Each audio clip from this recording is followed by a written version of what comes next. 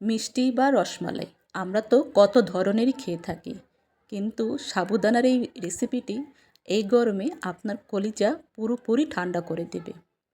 তো আজকে কিন্তু আমি না সুজি না সানা কোনো স্পেশাল রেসিপি নিয়ে চলে আসিনি, এসেছি আপনার ঘরে থাকা সাবুদানার কাচের মিষ্টি রেসিপি নিয়ে। তো এখানে আমি 1 কাপ সাবু দিয়ে দিলাম 1 চিমটি লবণ, আর দিয়ে দেব 1 প্যাকেট গুঁড়া দুধ।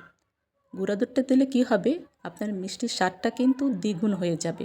খুব ভালোভাবে মিক্সড করে নিলাম, আর যে কাপে আমি এখানে সাবু দিয়েছি সেই কাপে পানি দিয়ে দিলাম, কিন্তু সাবুর চাইতে একটু কম। এরপর খুব ভালোভাবে মিক্সড করে নিয়ে আমি এটা ঢেকে দেব। খুব অল্প সময়ের মধ্যে কিন্তু সাবুটা গলে যাবে, খুব বেশি গলানো যাবে না,